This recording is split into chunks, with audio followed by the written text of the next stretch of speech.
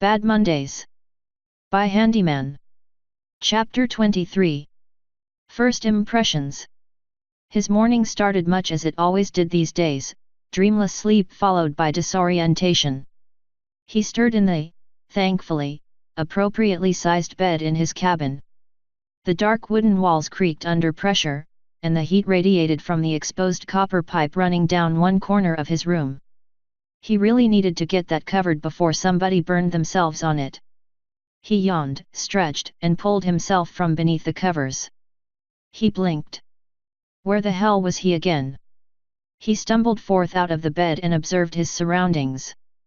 It was a small room, rectangular with two walls longer than the others.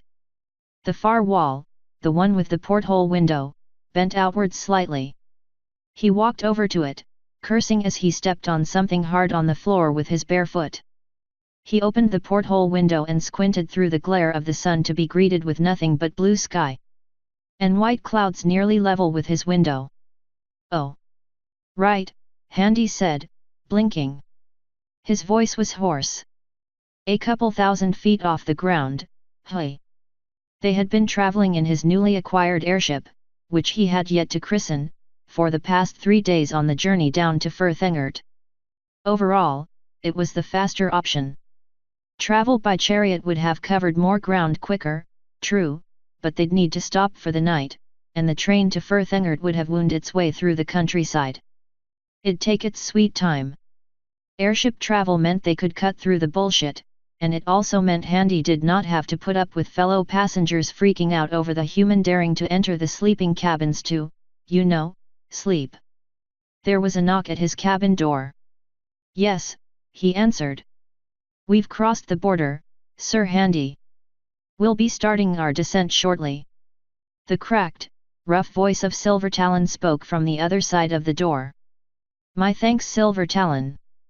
I'll leave it to thee to take us down," Handy said, stifling a yawn as he heard the griffin stalk off. He looked around as the limited light of the porthole brightened his room. It was Spartan, little more than the bed and a dresser, his travel packs, and armor. The 2 packs he had carried his gold in that he simply refused to let anyone near, one of which was now thoroughly emptied after the successful bids for new farmlands and the costs of getting the damn ship off the ground. There was his smaller travel pack that he carried necessities and was off in one corner. His armor lay strewn haphazardly about the room. He swore he had stacked that neatly. It must have been knocked loose in some turbulence during the night and rolled across the floor. Certainly would explain the gauntlet he had trodden underfoot.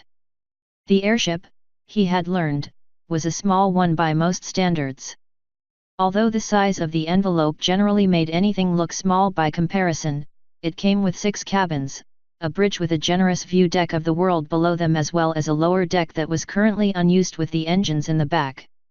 It was steam-powered, which made sense considering the technology was readily available, though it made water gathering an issue and certainly wasn't the fastest form of propulsion Handy could think of. Silvertalon, a griffin he had hired to pilot his airship while Handy himself finished learning how to take care of it himself, told him he could increase the ship's speed by feeding certain crushed, magically charged crystals into the ship's water supply. Crystals, it was always crystals. What the hell was it with this world and crystals? He shook his head and began the arduous task of fitting his armor on, wearing a tunic under his mail to prevent chafing before stopping himself. He reached for the dresser instead of his cuirass, and he put on his formal suit. His armor had been repaired once again by his blacksmith, but he had yet to polish and clean it. He didn't want to make his first appearance in Furthengert as a scrub after all. He exited the cabin and was greeted with the sounds of griffins talking in one of the rooms down to his left. Joachim exited the room across from him. "Sleep well?" the king asked. "As well as could be hoped," Handy said, rolling his shoulders as he affixed his cloak about him. "Who's on point?" he asked casually. "Shortbeak, Godfrey, Tanny Smore, and Frederick," Joachim responded. "Jeremy, Celebra, Grimtooth, and Shadowsunder are the ones you can hear enjoying their breakfast," he said, gesturing with his head behind him as the two walked down the corridor towards the bridge. Shortbeak and the others were currently taking the morning shift in guarding the airship's exterior. You needn't worry, Handy. Your shiny new ship is well looked after, he said, smiling. Handy frowned. He had disagreed with the knighting of Shadow Sunder initially after a training session with Shortbeak and the others, but was reassured that the bird had the skills to be worthy of the position. It's you I'm worried about, Handy said, snorting. Why Handy, I never knew you cared. Fuck you, Joach. It's my job to care. Literally, you pay me to give a shit. And here I thought you were a friend, Joachim said, feigning offense. For a given definition of friend, I suppose, the human shot back. Mercenary, Joachim said, smiling, to which the human responded in kind. Fob. And thanks for helping with the costs.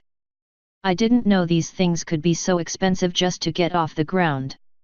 He could have put it off, but damn it, it was his airship and he was going to fly it. Besides, he used the extra money to help repaint the envelope to be an off-black color with his own sigil and white painted along the sides, the knot and hammer. It was too big and obvious a form of transport to not go the extra mile, after all. No problem. Had to come out of my own coin purse, but I felt I could help out. However, I hope you can now appreciate why Gethrenia doesn't have a fleet of them now. Also, so long as you let me borrow her once in a while, the king said, opening the door to the bridge. The room consisted of a wooden platform that was dominated by the helm wheel which directed the ship and was surrounded by 6 heavy brass levers controlling the fins, 3 on either side, with several valve readers to observe water pressure and temperature as well as air pressure to gauge hull and envelope integrity. The platform overlooked a half-dome of glass set within thick wooden frames that extended from the wooden roof that formed the upper deck and the gas-filled envelope immediately above it. The frames arched down and inwards. Once they descended below the cloud layer, it gave them a staggering view of Firth Engert. We'll see, Handy lied. Silver Talon, whose talons were actually black as it turned out, was busy overseeing the ship's descent. His focus was absolutely centered on the task at hand. The pair of them stood behind the middle-aged griffin, his brown feathers dirty and molting, a terrible thing to see in any griffin. Reminded Handy of the balding gene a lot of his uncles back home possessed and wondered if the same happened to griffins. Although he had yet to see anything of the like personally. Excuse me, sir. Handy nearly jumped as he turned to regard Crimson. The pony was sitting on her haunches to his right, apparently observing Silver Talon working the bridge. She had expressed her desire to come with him on the journey to the tournament earlier in that week. He thought it odd but probably figured she was bored, having cleaned up the Alchemy Guild rather nicely, certainly enough for Clipwing to have an easy time taking over for her in his absence. She had also seemed different recently, constantly looking over her shoulder too. He had questioned her about it once they had taken off. She said she had grown increasingly worried she was being followed when she left the Guildhall during the days. Also she had stopped calling him master and seemed more relaxed in his presence. If you could call her cold, indifferent visage relaxed. He didn't complain, it certainly made him feel less like a creep. In any case, he did promise he'd protect her, and if she was feeling uncomfortable in Skymount, he might as well take her with him. She hadn't been terribly specific about why she felt she was being followed, but he figured she was just getting jumpy in her idleness. He'd address the issue when they got back. What is it, Crimson? He asked. Joachim rolled his eyes at the pony and walked over to talk to Silver Talon. What do you want me to do when we arrive? She asked dispassionately. He frowned. What? I just want to make myself useful, sir, she said. I don't want to be a burden. Well, that at least made sense. He smiled. It's a festival, Crimson. There's nothing for you to do here. Just, relax, I guess, he said as he turned away. He paused and turned back. You, do know how to relax, right? To go have fun. It was a serious question. Given what he knew about her past and her demeanor in Skymount, Crimson had to be the least outgoing pony he had ever run into that wasn't in the equestrian military. She blinked at him. Of course, sir. I just want to help in any way I can. I took you along, quite literally, so you could feel at ease. You don't need to do anything for me, Crimson, just enjoy the festival. Her ear flicked. All right, sir. She looked out the windows before them. He frowned at her. Crimson, are you sure you're feeling ALRI? Breaching cloud layer, Silvertalon croaked. Handy turned to see the wispy clouds part before the ship's windows. He was greeted with a vista of rocky hill lands and winding, shallow rivers framed by mountains to the west and great pine forests darkening the horizon far to the east. Sparse deciduous forests, whose autumn colors stood out like burning fires against the greens, browns, and greys of the land, and tiny villages dotted the landscape along with large, hedge farms as the griffins tried to eke out subsistence from the sparse soil, usually by grazing herds of the strange, grey three-legged animals that griffins used as cattle. There, old stone roads crossed rivers with ancient bridges. Occasionally, there were large towns and the random castle, the shadows of clouds creating a patchwork of light and dark across the landscape that was still so far below them. Tisk, told you it wasn't much to look at. Joachim chuckled. When we get further south, it'll get prettier. The king turned to look at the human, who seemed to be in a bit of a daze, an unusual cast to his expression. Handy. Handy didn't immediately respond. Looking down at the landscape below, his thoughts were brought back to some musings he entertained when he first exited that accursed forest months ago. He had scoffed at his old acquaintance's fondness of a certain part of the old country that he considered blighted and barren. McConaughey, wasn't it? Yeah, that sounds about right. Yet here and now, a world away and looking at Firthengert, he was reminded of Galway, and he suddenly could appreciate where his friend had been coming from. There was a certain rugged beauty to it. Handy. A claw waved in front of his face, two talons snapped together in quick succession. Handy blinked rapidly. What? He turned to Joachim. You all right? You had this odd look about you. Sorry, was just lost in my own little world for a minute, Handy said as he turned to Silvertalon. How much longer till we reach Ironcrest? A few hours yet, sir, the griffin replied. Handy sighed. Well, he was up now. There went his chance to lie in, might as well go do something useful. I'll go back to my room and get prepared then, Handy said, making a mental checklist of all the things he needed. Blood capsules, check. Of course, this still being Griffonia, having one's meals bloody was always an option, but Handy wanted to eat steak properly once again, so blood capsules it was. Salve, check. 3 bottles in fact. Truth was he ran through his supplies long ago. For entirely medical concerns, of course, not because that shit was amazing or anything. Torch of witchcraft, check. Expensive brick, check, although that was only along with him because he wasn't entirely sure that if he lit the torch again that it'd still be the harmless blue flame it had been when he lit it. He also brought it along so that when it inevitably set off playing his playlist at random intervals, he was around to put a stop to it. Probably shave that ridiculous display from your face, Joachim said, looking to the side. Handy frowned down at him. Well, forgive me for trying a new look, Handy said, referring to the small, pointed goatee and mustache he had been cultivating for the past month. Sides, weren't you the one who thought it was ridiculous when I said human males shaved often? I am, and it is, Joachim replied, smirking at Handy. But that was before I saw how silly human facial styles could be. Handy narrowed his eyes at his liege. I have not finished it yet, he said defensively. Sides, not as if most people will see it anyway. I can wear my face however I wish. So long as you hide it behind your helmet, yet. Joachim snorted. I think it looks well on you, sir, Crimson said impassively. See? Crimson likes it. Crimson works for you. Joachim deadpanned. It's in her best interest to suck up to her boss. I work for you, and I don't hold back my criticism. What's your point? My point is that you're my friend, and you can get away with that. Every griffin thinks it's ridiculous, Handy. Silver, what do you think? Handy asked. Up until now, the middle-aged griffin had been shifting, ever so slowly, away from his boss and his king, hoping to not get in under anyone's paws. Too late for that now. He sighed, weighing his options. King or boss?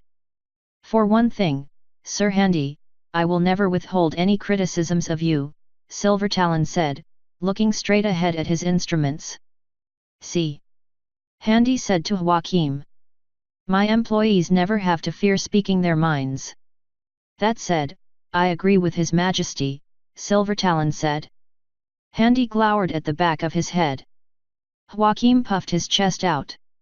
Fine, Handy said, I'll take care of it later, then. Thank heavens, Joachim preened. When you sort out your ridiculous feather mane, Handy said, Joachim protectively ran a claw along the swept-back feathers of his head. Hey, I like it like this. Do you see any other griffins wearing theirs like that? Normally the court follows styles that the king adopts, right? Why do you think none of your courtiers haven't done so? Well, maybe they're just independently minded. Are we talking about the same court? Doesn't sound like it, Handy replied, smiling. I think it makes you look dignified, Your Highness, Crimson said, not even looking at the pair. Aha! Even your pony thinks so. Joachim said, pointing. She is a pony, Handy said. Ponies wouldn't know good sense even if it hit them in the face with a wet fish. He didn't see the light smile on Crimson's otherwise neutral face. Silvertalon, what do you think? Silvertalon groaned internally. Why couldn't they just leave him to pilot the ship without fearing for his job? Majesty, it'd be churlish for any griffon to so blatantly comment on how you desire to present yourself, he began. Joachim looked pleased. However, I agree with Sir Handy, he said, covering his bases. Ha! The human exclaimed. Joachim looked sideways at the pilot griffin for a moment with narrowed eyes. Well, whatever, the king eventually conceded. I'll need to stop off at Castle Grey Vault to meet with King Goldtooth before I can enjoy the festival proper. Handy nodded at that. I'll have Silvertalon park the ship somewhere convenient. Yeah, just play nice by the time I get back, all right. Play nice. I mean try not to get into trouble, Joachim said, rolling his eyes. You're a good guy, Handy, but Allmaker, do you end up in trouble a lot? I can't help but recall that almost all of that was never, in fact, my fault. Handy smiled. Handy. Fine, Joach. I promise I won't start anything. Dash equals dash. He was tossed bodily from the tent mouth with great force. He landed, cursing, in the wet mud just outside of the large tent, sliding on the ground, startling nearby ponies and griffins, causing one young one to drop the bundle of javelins he was hauling. Loud footsteps could be heard behind him as the one responsible for the violent ejection of the human stepped forth. Deep, rumbling laughter could be heard, and his fingers curled inwards into shaking fists, creating gouges in the pliant mud. To think, the day had started off so wonderfully. It did not take long for the king to set off for the nearby Castle Grey Vault in the city of Ironcrest after they had arrived. It was a tiered, walled city set atop of low-sloping mountain, giving it a commanding view of the surrounding countryside. Its 10 walls were stark against the landscape, and its inner districts were protected by more curtain walls. Castle Grey Vault was a soaring, Gothic construction with spires and buttressed towers that caught the eye immediately. Handy made it one of his objectives to visit the place at least once before leaving, but he quickly found his attention rather disconcertingly seized by the vastly more interesting sight laid out to the south of the city.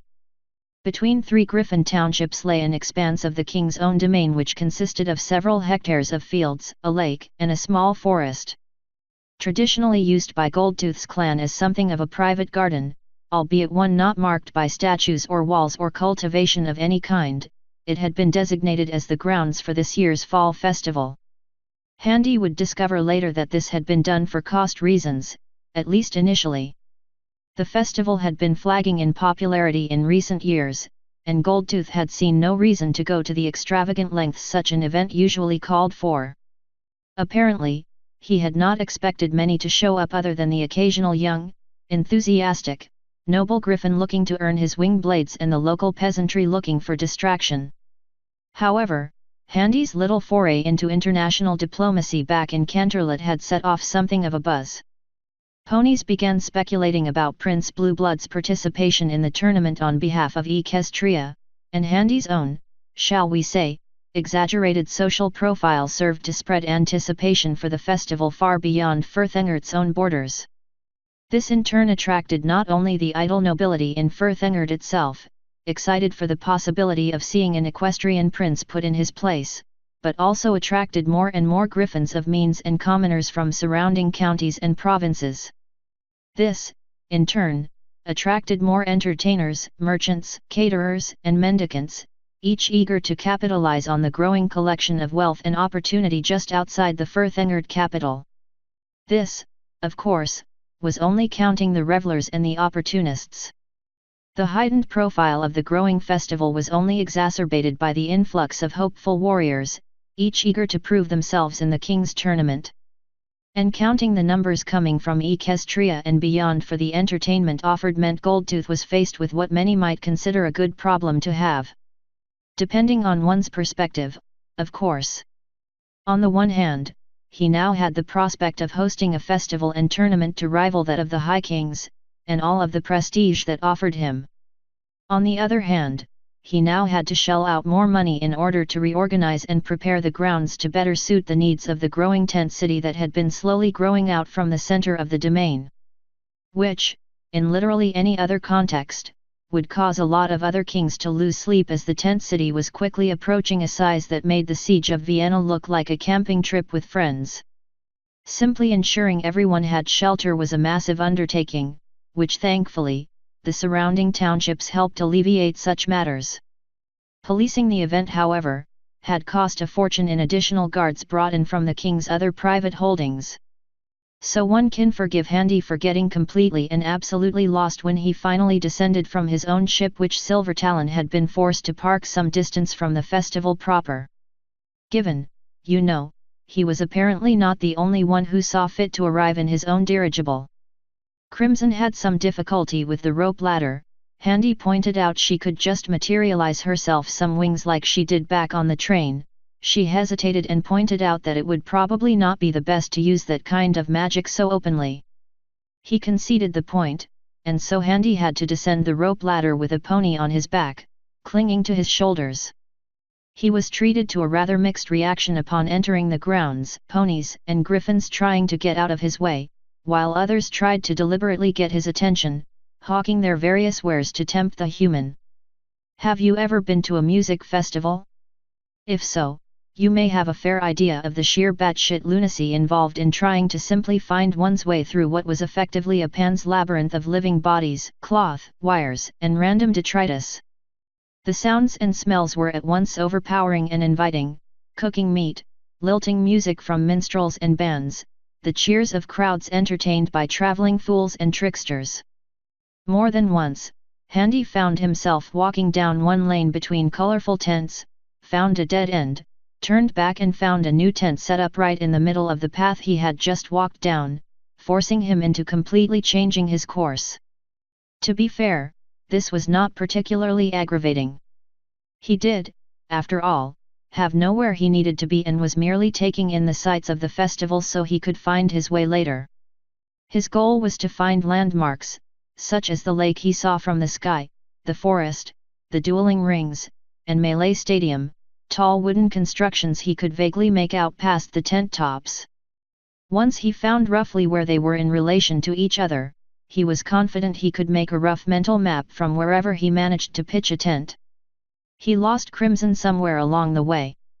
She said she wanted to go off and see if she could find a plot for Handy's own tent after he mentioned what he was doing. He had approved, and she had wandered off as he stopped to purchase some cooked meat from a small blue and white tent. The hippogriff wouldn't take his eyes off of Handy's hooded face as the transaction took place. Not as if he could see it properly, the hood was designed to fit up and around Handy's helmet, blades, and all. As such, it was particularly voluminous and ensconced Handy's uncovered head entirely in darkness.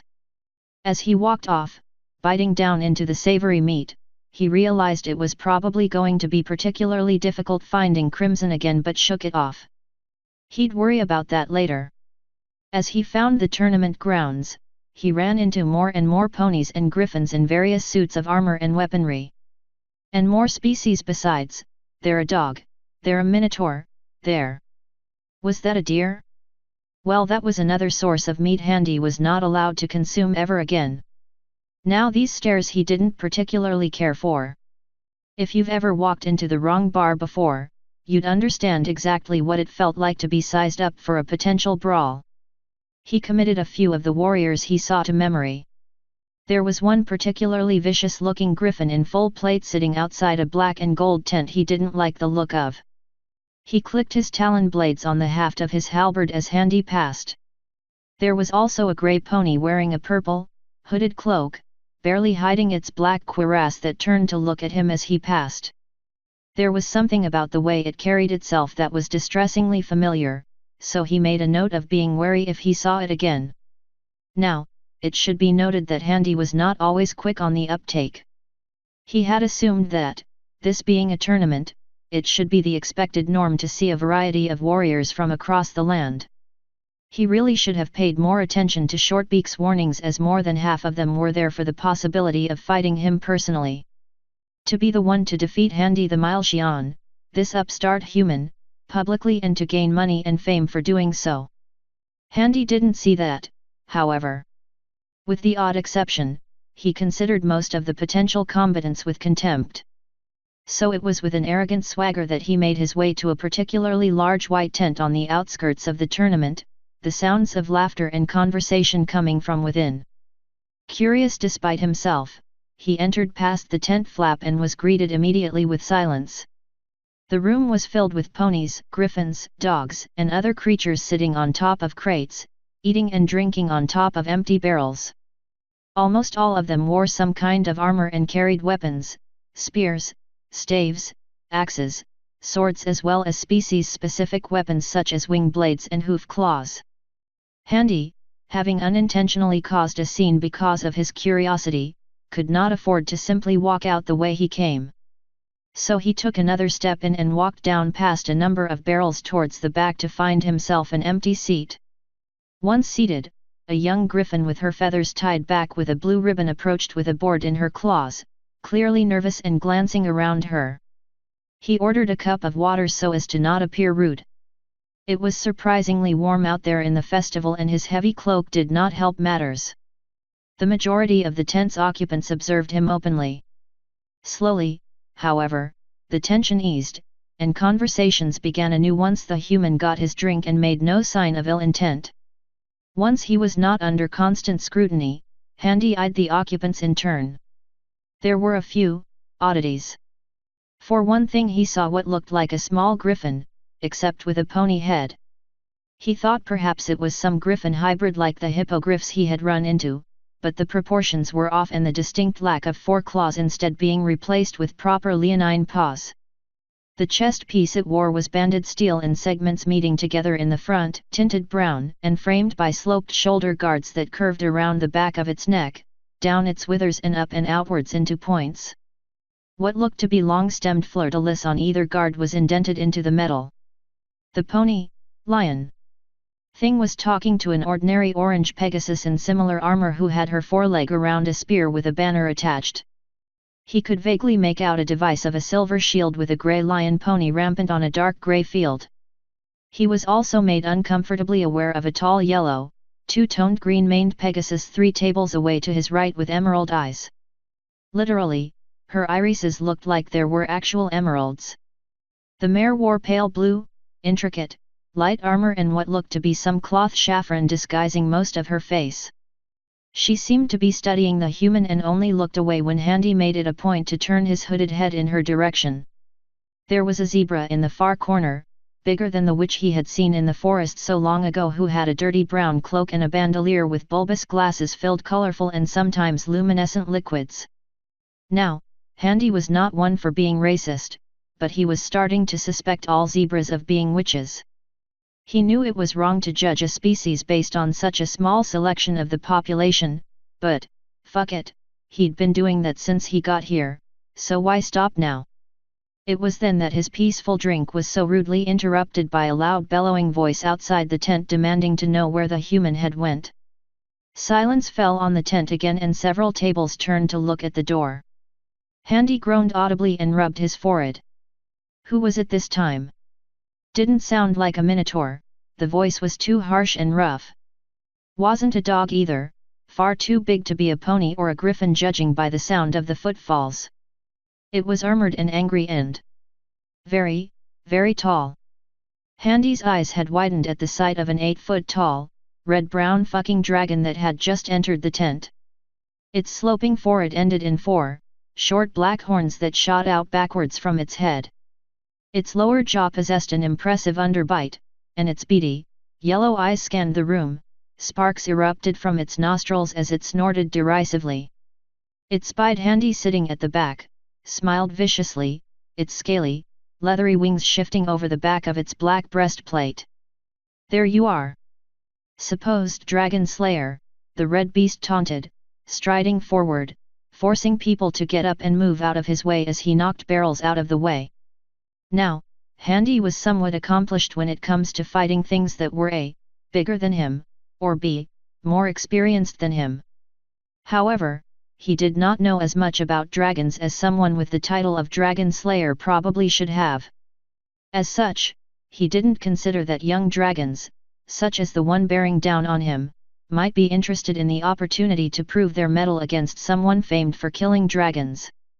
After all, when one thinks of dragons, they think of great, majestic beasts of fire and fury, perhaps lurking in gigantic caves upon beds made of the ransoms of fallen empires.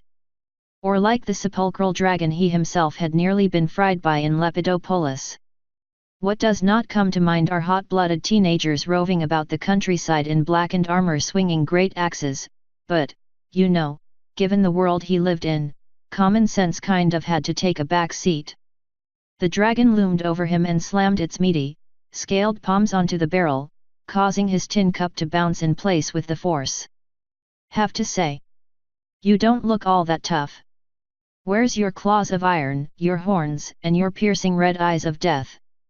I left them with my other cloak, Handy decided to say, his mind racing to say anything as he scrambled to think of a way out of this situation. He had been frozen rigid at the sight of the dragon.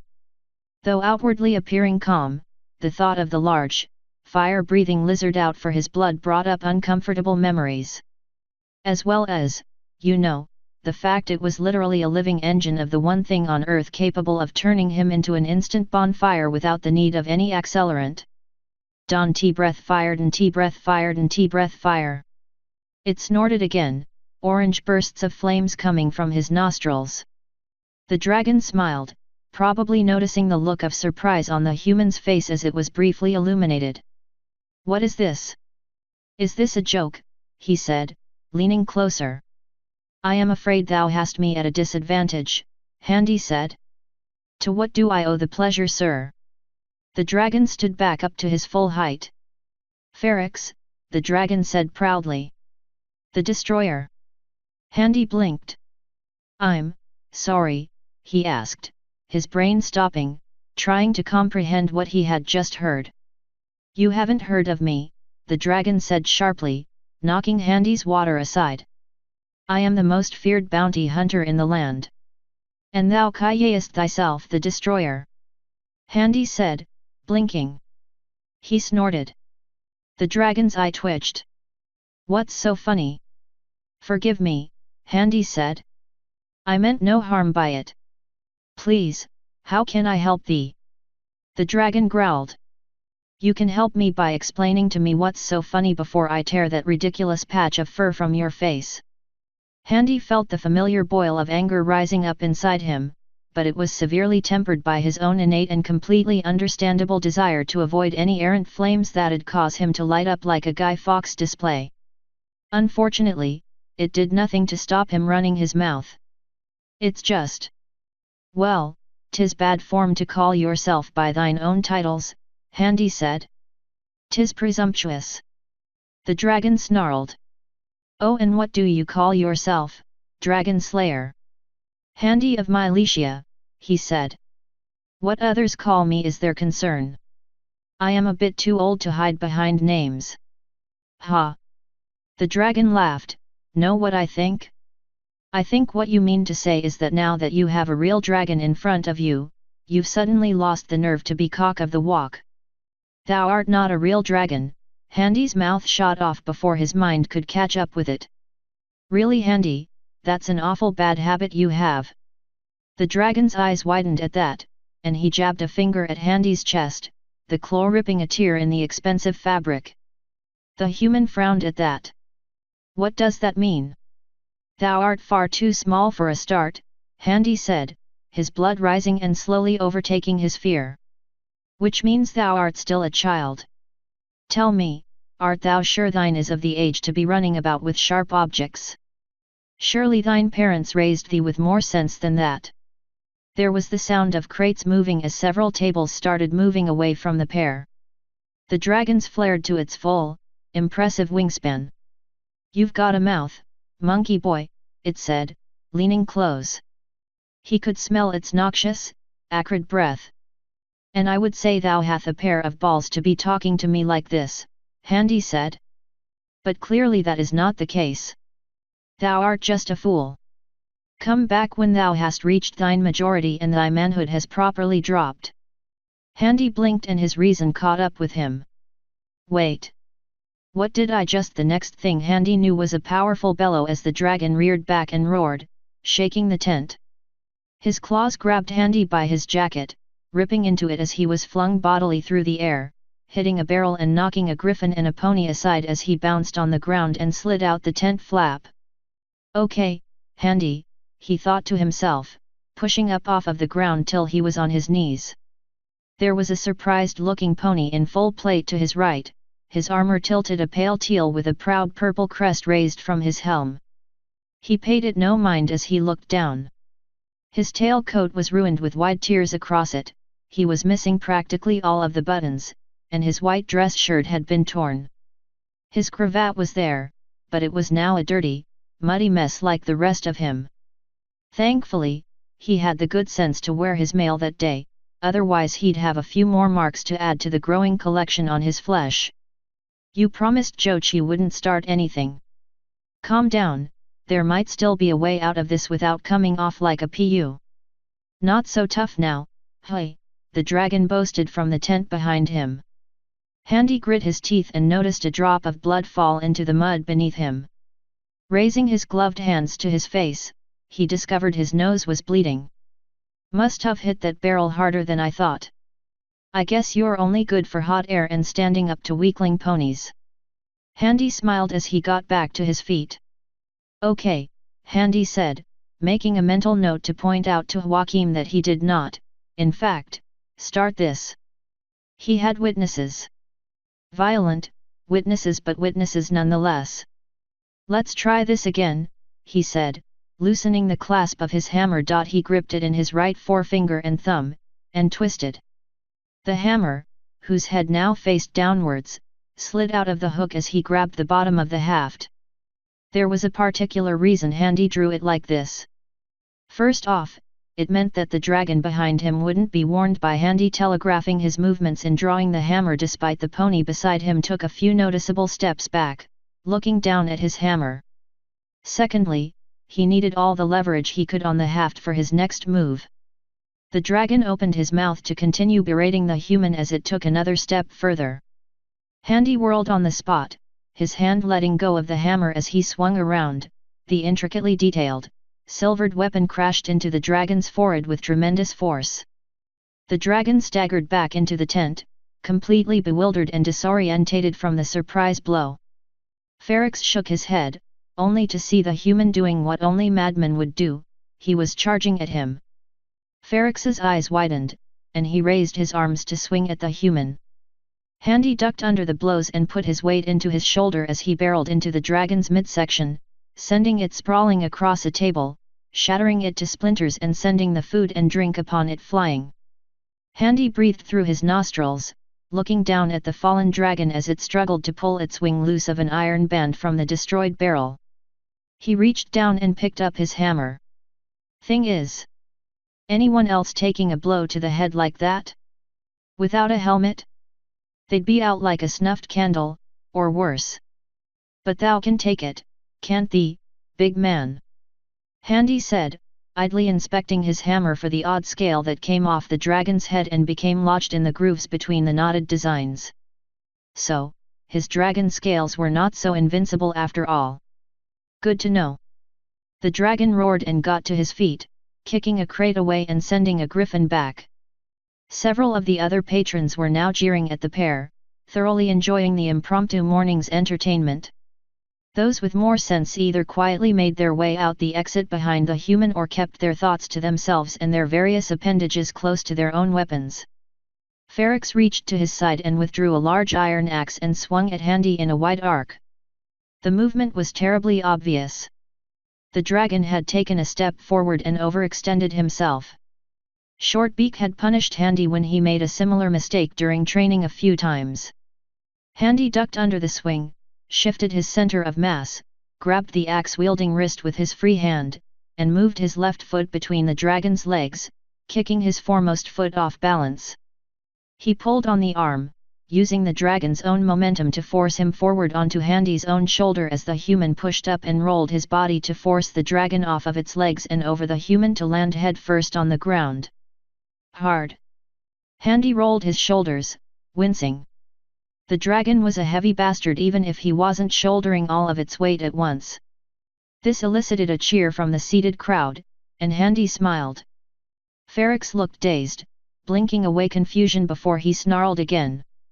His claw shot upwards and decked Handy, sending him stumbling backwards. He rubbed his jaw as he got back unsteadily to his feet. That hurt like a bitch. He withdrew his gloved hand. More blood. Looked like Ferrex's scales were sharp. He turned around just in time to have the dragon grapple Handy around the torso and lifting him off the ground, charging towards the back of the tent. A couple dogs and griffins were forced to dive out of the way of the angry dragon as Handy was thrown down on a crate. Unfortunately for him, he was not wearing his shield on his back that day. Handy coughed and groaned, pain piercing his back.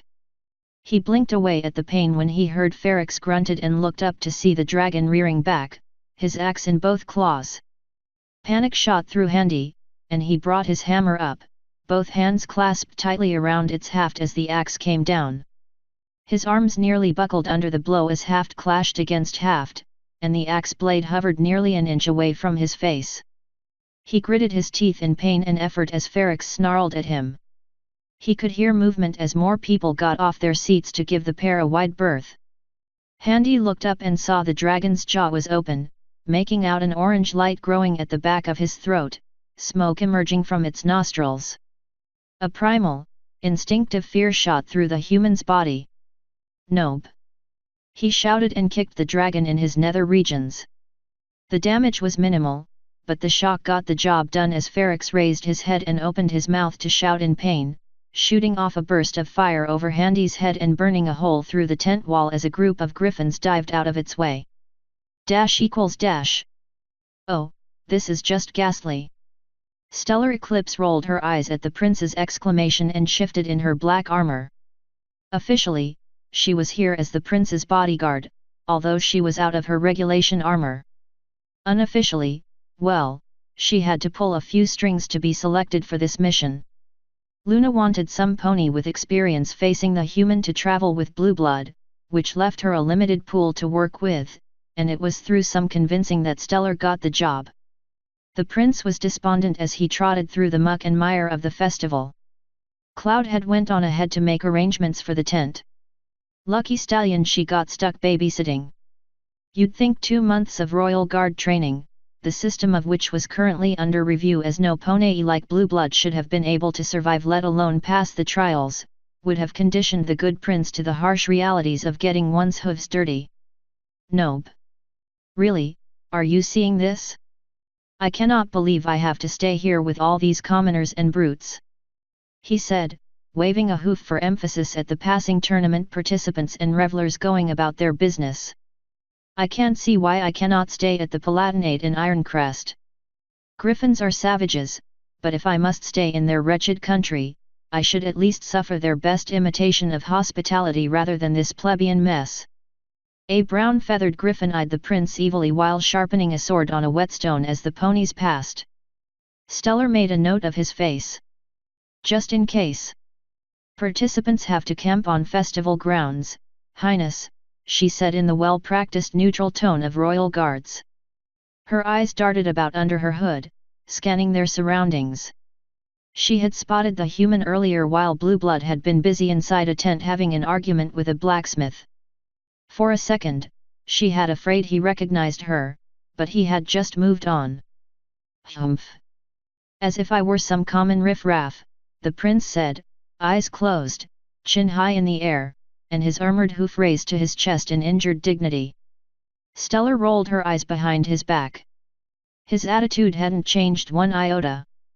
Her ears swiveled to listen to a sound behind her, and she dived at the prince. And crashed down in the mud. She blinked rapidly, then shouted up at the prince. Down! She hissed, cursing. Despite the lack of change in the prince's attitude, the prince's training kicked into immediate effect as soon as he saw Stellar move. How dare you try to push me down into the mud? He said indignantly, his blonde mane resplendent in the morning sun. I have half a mind to. The prince was cut off by a burst of fire flying just over his head, the sudden sound of fire rushing past his ears, feeling the rush of warmth as it passed overhead and blasted apart a weapon stand. A beleaguered-looking squire came out of his tent carrying a large crate and the griffin's shoulders slunk as he looked at the scorch mark on the ground where his goods once stood. The prince let out a high-pitched scream in surprise. Goodness! Blue Blood said once he had calmed down and turned to look at where the fire blast came from. There was a large white tent a dozen feet or so from where he stood with a large circular burn mark in its side, slightly smoldering. Blue Blood snorted. Mindless hooligans. He looked at Stellar, who seemed to be staring up at him. Don't just stand there. Go do something. I have been assaulted. Highness. What is it? He asked, raising an eyebrow imperiously. Your mane is on fire. He blinked, then his eyes widened as he grabbed a shield some dog was polishing. Hey! The dog shouted. Blue Blood ignored him, seeing his reflection and that his glorious croup, which had taken just forever to style and groom so that it could be held in place under a helmet and not be messed up when he took it off, was currently sporting a happily crackling little fire. He screamed, tossing the shield back at the dog, and taking off at a gallop. Water! I need water! Stellar stumbled over her own hooves. Wait! She shouted, galloping after the prince, cursing her luck. Briefly, she wished that the fireball could have arched a few inches lower, but no, it'd just be too convenient, wouldn't it? Dash equals dash. Handy ducked as a claw smashed a support pole in half. A portion of the tent fell upon a few tables worth of cheering onlookers. He twirled the hammer around, holding it in a backwards grip with both hands on the haft, and dug the top of the hammer head into the dragon's exposed midriff. Honestly, if you're going to go to the bother of wearing a placard, why not wear the rest of the cuirass? The dragon doubled over and took a step back before swinging up with its left fist, catching Handy on the lower jaw and sending him reeling backwards, dropping his hammer. Monday Ami, keep it up. A voice said as Handy lost his balance and fell backwards, only to be stopped as a pair of hooves pressed up against his back. He turned his head, his hood long since fallen back. He turned to look to see what stopped his fall, and a brown unicorn stallion with a wide-brimmed, Black Hat and Grey Beard smiled up at him. "This is the most fun I've had all week. Show that dragon who boss," he said, pushing the human up. The stag sitting across from him with the large antlers laughed. "I'll say 20 bits on the dragon," the deer said. Agreed," Hat Pony said, smiling. Handy didn't bother responding. The dragon was recovering and getting to his feet, and he couldn't find his hammer. He needed something big and heavy, and he needed it now. He turned, tipped over the barrel the deer and pony had been using so he could grab the bottom of it, knocking their drinks and food onto the floor. Thankfully, the barrel was empty, though it didn't do anything to alleviate the aches in his lower back from when he had been used as an impromptu crowbar, however. He winced as he raised the barrel over his head, took a step forward, and brought it down on the dragon's head as he got back to his feet. The barrel became stuck comically on the dragon's head as it broke through the wooden planks. Ferrex flailed his limbs and cursed as he stumbled around, blind and disorientated. His limbs flailed out, smacking a dog off its seat, his flapping wings knocking a hovering griffin out of the air. Handy took a breath and turned to face the astonished deer, spreading his arms wide. "Thanks for the vote of confidence, lads." He turned back around to search for his hammer. "Wonkers," he muttered under his breath. There was a tap on his arm, and he turned. The serving griffin from earlier was holding his hammer. He took it from her and muttered a hurried thanks as the sound of breaking wood followed by a deafening roar brought Handy back to the matter at hand. Ferrex was now several feet away from him. The tent space was a veritable ruin of broken poles, torn fabric, and destroyed crates and barrels. Most of it was Ferrex's doing. The dragon was furious, and unfortunately for Handy, he didn't look too much the worse for wear for the fight. "I am going to destroy you, human!" Ferrex roared, fire spurting from his nostrils as he spoke, his eyes staring death at Handy. Handy hesitated, the sight of the flames giving him pause.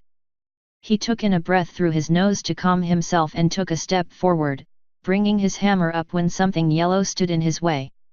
"That's enough." A yellow Pegasus with emerald eyes stood before Handy. Wings flared, she turned her head back to look at the dragon. "Both of you." Her intervention was met with boos and jeering from the gathered warriors in the tent, unfazed by having their meals interrupted by the fighting. A half-eaten fish was thrown at the pony, who ducked her head under it and glared at the hippogriff responsible. "Ah, get out of the way, Crystal Flank, you're spoiling the fun," the offending avian shouted. His sentiments were chorused by a few others. Handy took the opportunity to catch his breath. Ferrex, meanwhile, merely fumed. "Out of my way, equine," he said threateningly. The yellow Pegasus narrowed her eyes. Handy barely noticed her twitch her feathers as she whirled around with incredible speed to face the dragon. "Save it for the tournament," she said sternly. "Look at this place. You're going to be bringing the guards down on us all." "Ha! I don't care. I am having this upstart ape's head now, not later," Ferrex retorted. "Perhaps thou should listen to the good lady," Handy said, spreading his arms wide. "At least in the tournament I'd be able to embarrass thee in front of a wider audience." He glanced to the far right corner of the tent near the exit. The zebra from before seemed to be mixing a few of his glasses of noxious liquids. "Stop! Antagonizing!" The dragon, the crystal-eyed mare hissed, turning her head back towards the human. "Mademoiselle, perhaps it is best not to get in the middle of fire and steel, Hat Pony said, smiling. He and the deer moved away from where they had been standing behind Handy, their table now currently in 1,000 pieces halfway across the room. The crystal pony didn't bother looking back at the stallion. "That's a laugh, human, you can barely hold your own and you expect to beat me in the tournament." "I expect to beat thee, period, Ferrex," Handy challenged, taking a step further. The Pegasus rounded on him, and he looked down at her. "Oh, what now, thee as well? If that stops this sooner." "I have no quarrel with thee, pony, move aside." "No, she said firmly. Handy sighed at her. Hiding behind a pony, human? You're weaker than I thought, Ferrex's deep rumbling voice resounded with laughter. I am not the one standing over there with their back to the nearest exit, Handy challenged. The dragon looked behind him, noting he was, in fact, a few feet from the exit. By now there was a sizable crowd gathered around the tent peering in to see what was going on. Perhaps thou wishes to take a respite and leave before getting your skull caved in. The crystal pony face hoofed. I will tear your head off, human, the dragon snarled. Like your foppish uniform, I'll reduce you to strips of meat. He pointed at Handy's ruined coat. What this old thing? Handy asked, smiling as the blood ran from his nose and cheek, pinching his collar. I dunno, it certainly served me well. At what?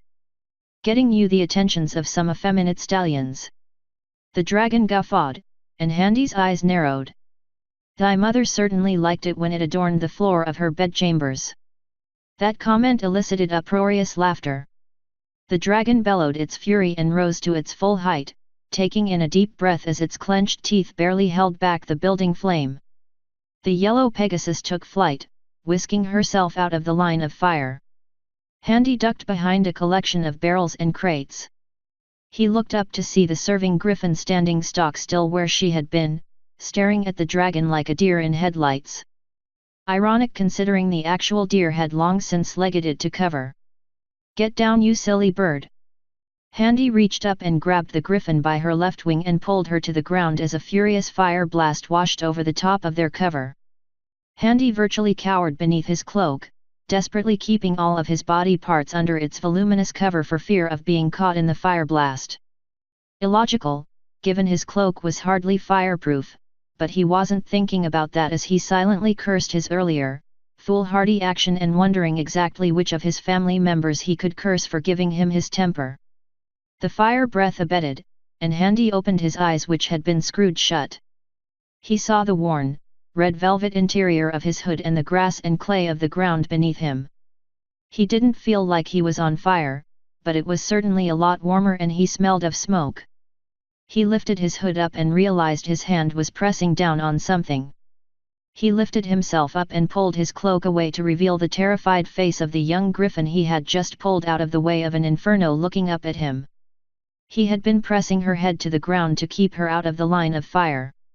Get up, he said, coming to his knees and pulling her up. He could hear the clash of metal and shouts around him. The tent was in chaos, the entire section he was in was a ruined mess, and the tent wall behind him had completely burned away. People were running to and fro outside of it as he saw the fire had touched several other tents. Go on, get, he said, pushing the griffin outside the tent as he turned to see Ferox. The pony lion he had spied from before was currently flying about the dragon's head, whacking at it with a mace. The dragon was alternating between trying to bat it away with its wings and claws and fighting off the orange Pegasus with the spear. Meanwhile, the zebra from before, reared up, a bottle of a foaming green liquid raised in its hoof. It swung its hoof, sending the concoction flying towards the dragon. For a moment, it looked like it was going to hit it dead in the chest before it ducked to avoid a low swing of the lion pony's mace. The bottle landed in a crowd of warriors who began choking, some falling to the ground unconscious. This got the others' attention, who began hurling insults and threats at the zebra, some trying to make their way through the burning chaos to get at the creature. The yellow Pegasus, who had been on the zebra's side of the dragon, found herself on the wrong side of the crowd's ire and was busy defending herself against angry griffins and ponies. The sound of broken glass and splintering wood was ever present, and Handy knew the wise thing to do was to just slip away. Especially because of the, fire in his part of the tent. He grit his teeth. This dragon had officially ruined his day, and if he didn't take care of it now, he'd only be a problem later.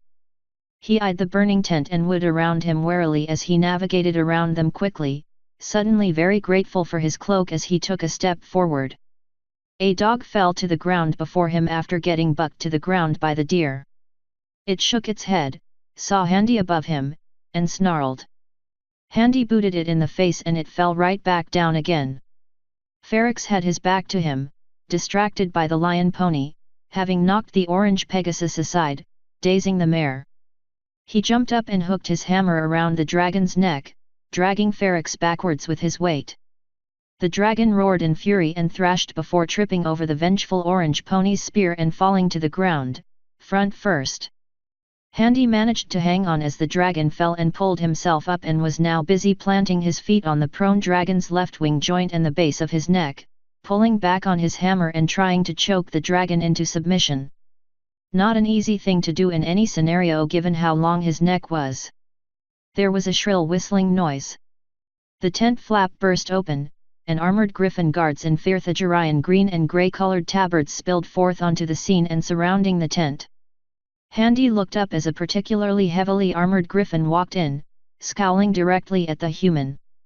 Handy recognized him as Sir Lightning, one of Goldtooth's knights he met in Canterlot. The griffin's eyes briefly surveyed the scene. Parts of the giant tent had collapsed, other parts were on fire, there were unconscious tournament participants everywhere, and the remainder were being pulled apart and held down by the griffin guards trying to contain the chaos. Lightning's yellow eyes turned back, judgingly, to Handy and Ferrex, who had stopped struggling when half a dozen halberds were leveled at them. "Okay," the human said, slowly taking his hammer away from the dragon's throat with one hand, his other raised in a placating gesture. He wobbled as the dragon he was currently standing on shifted. "Not gonna lie. This is exactly what it looks like. == 2 hours, Handy. We left you for 2 hours." Joachim screeched. "Truth be told, that's impressive. Normally, it takes Tanis more 3 hours to start a major bar fight," Shortbeak quipped, eating an apple. "Technically, it was not a bar. More of a refreshment tent, I guess," Handy said. "That doesn't make it better." "Hey! I didn't start it. The dragon threw me across the room. What, was I to just sit there and take it?" "Yes. No. I don't ga," Joachim said. "Goldtooth is going to dig into me for this," he groaned. "My most sincere apologies for thy injured dignity, my lord." Handy deadpanned, seated as he was on an upturned crate. Crimson trotted over, carrying a bag of ice in her muzzle. "Thanks." He took the ice and held it to his jaw. "So did ya win?" Tanis Moore was leaning against one of the sturdy poles holding up Handy's dark blue and black tent. "He was on the ground by the time we were arrested." "I was not, so." Handy shrugged. "Hits like an avalanche, though." "Humph," the perpetually surly Godfrey vocalized, face hidden beneath his full helm. "Probably should have talked your way out of that one." "Yes, negotiating with a dragon sounds like a valuable waste of time," Handy said, the deliberate contradiction in his sentence eliciting a chuckle from Tanis Moore. Joachim was still frowning. "Look, are you going to be all right?" Joachim said, pointing at Handy. The human took off his now unserviceable coat and shirt, leaving him with his chain mail. "The festival starts officially tomorrow." "Tomorrow? This tent city has been up for weeks now," Tanis Moore pointed out. "The festival proper starts when the king blows the ivory horn," Joachim explained, waving his claw for emphasis. "It's this whole ceremonial thing. It opens with a round of games and the first round of duels for the tournament." "Oh. Good," Handy said, wincing, placing a hand against his lower back. "I was hoping for an early start." "You sure you're going to be all right?" Shortbeak asked, concerned. "Nothing illegal drugs can't fix." "I'll sleep it off," Handy said. He shared a look with Joachim, who understood perfectly well Handy had been taking a few bottles of salve from his own supply. "Has anyone seen that pony prince about?" Handy asked, his brow furrowing. "Blue blood? I heard he was seen running for the lake earlier," Tanis Moore said. "At least he showed up," Handy said, snorting derisively. In truth, the raw anger he had felt towards the pony faded somewhat, at least to the point where he no longer wished to kill him. Hospitalizing him, however, held a certain vicarious appeal. "Look, Handy, we're going to be leaving now. Perhaps I should leave Tanny S'more or some griffin behind to make sure," he trailed off after seeing the rather poisonous look Handy gave him. "Right. Sure, fine. Just don't get into any more fighting, all right? Save some of that for tomorrow." Handy smiled slightly at that. "I'll still have plenty to make a good show for Gethrinia, Majesty," Handy said, resisting the urge to roll his eyes. With a final sigh and parting farewells, the griffins left the human in his tent. He sat there with the ice pack to his sore jaw for a while, Crimson sitting off to the side, shuffling her hooves. "Hey, Crimson." "Yes sir," the red pony said. "If you're going to sit there being awkward, at least make yourself useful. See that pack over there?" "The full one," Handy said, gesturing towards his pack of changeling coinage. "There's a bottle in there, orange liquid. Fetch it for me." The pony nodded and trotted over, opening the bag with her mouth. Handy raised an eyebrow at that. She seemed to take her time, gazing into the bag. "Hey!" He drew her attention away. "Eyes off the gold, just get me the bottle," he said warily. She nodded and reached into the bag with a hoof, drawing out the bottle. Handy accepted it from her. "Crimson, are you sure you're all right?" he asked. "Of course," she said. "Why wouldn't I be? You've been acting odd, and you haven't used your magic at all." He shook the bottle he just received for emphasis. She blinked at him before sighing. "In truth, I've been having headaches recently," she said sadly. "It gets worse when you use magic. I just didn't want to admit it. It's embarrassing for a unicorn." She looked away. Handy raised an eyebrow at that. In truth, he guessed that made sense. Unicorns focused magic through their horns, but it didn't explain everything about her odd behavior. He was, however, not in the best of moods and couldn't honestly give a fuck. "All right then. Go out and have a look around the festival then, I'll be staying here for the rest of the day. For what little of the day is left anyway." Being detained by Firthagirian guards was not a fun way to spend 5 hours. Hat Pony and the deer had somehow managed to slip away, leaving the rest of them to their fate, followed shortly after by the witch zebra. It left Handy, the yellow Pegasus, lion pony, the other Pegasus, 20 other unfortunate saps, and the dragon with an iron clamp around his jaw to be lambasted by a rather irritable griffin knight for their reprehensible behavior. For 5 hours straight. Lightning had a hell of a pair of lungs. Also issues, lots of issues. Crimson hesitated, looking back at the bag for a moment. Handy didn't notice, distracted as he was by trying to unstop her the bottle of glorious pain relief. "Okay," she said at last, trotting over to the door. Handy looked up at her for a moment as she left, then turned his attention back to the task at hand. His ministrations on trying to loosen the damnable lid of the bottle slowed as a thought dawned on him. So, he arrived in Firthengert, and the first thing he did was get into a fight with a dragon. He stopped, considering the implications of that. This time last year, he was sitting in an office, scanning memorandums and worrying about what sauce he was going to put on his microwaved potatoes later that evening to make them taste less like burnt ass. Now he was a medieval knight worried about such petty little things as fighting dragons, becoming a blood-sucking abomination, getting on the wrong side of colorful pony princesses who told the bodies cosmic to shut up and sit down, and he was sought after by some extremely powerful sorceress who, according to Crimson, considered him as her personal property. He looked at the bottle of salamander salve for a few long, hard moments. "God," he said at length. "How the fuck is this my life again?"